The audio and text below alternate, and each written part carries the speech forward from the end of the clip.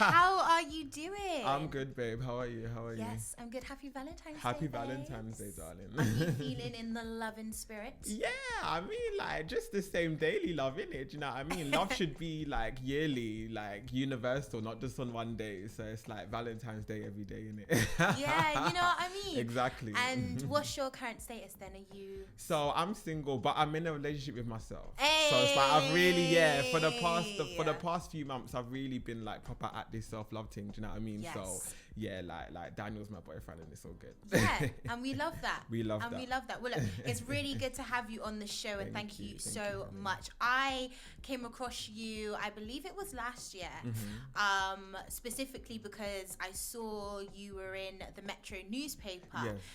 You dropped a track at the time, and it was all about, being a dancehall artist, but being from the LGBTQ community. So I thought it was so cool, and I thought it was very daring of you. But for the people who are just coming across you, who are listening, who are you? Who's Daniel? Yeah, so I'm Daniel Molyneaux. I'm a dancer. I'd say, well, I like to like dabble in various genres, but I would say mainly I'm a dancehall / R&B artist.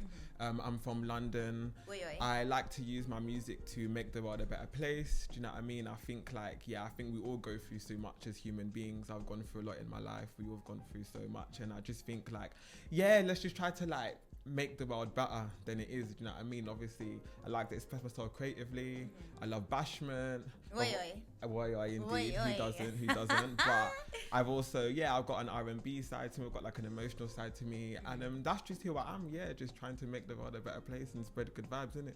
I love that. So when did you transition from dancer to artist? Also, I was never a dancer. Oh, okay. Yeah. I was never like a professional dancer. Okay. I just like incorporate a lot of dance into my stage like visuals and well, stuff honey, like that. you're so good. I would have thought it was professional settings. Thank you. Nah. I do love to wine. I've been whining from young. Hey. So yeah, I love to wine. But yeah, I'm not an actual like professional dancer, but I love dancing so much. Yes. So it's always gonna be a part of me. And I always say this, the first letters of my name is the first letters of the word dance. Oh yeah. So do you know what I mean? So it was meant to be, innit? It was meant to be, but yeah. It was in the stars, but name or not, I just love dancing. That's part of who I am. So yeah.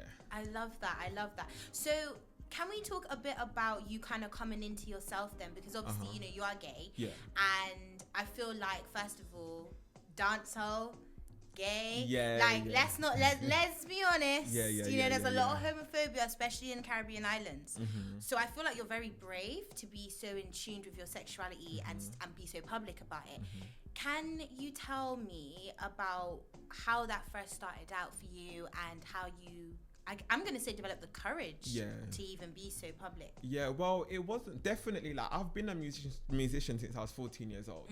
And so I definitely, although I was like always gay, like I was born gay, do you know what I mean? Although I was always gay, I wasn't always out about it, do you know what I mean? So I put out my first album when I was 19, and if someone actually said to me that you will be an openly gay dancehall artist, or not even dancehall, but openly gay artist, I would have been like, no way, like, that's not who I'm going to be. You're not trying to hear the fire burn them and all them comments there. It's not even that I don't want to hear it. It's just that in myself, I don't think I had the courage to do it. Do you know what I mean? But then, just before the 2019, before the pandemic, I went through like a lot of things. Like I went through so much stuff, and then it got to a point where I was like, do you know what? I'm not hiding no more. Like I'm not like doing this no more. So the same producer who I worked with on my first album, I worked with him on my second album, which has the song Dance for Your Man, which is what the Metro picked up.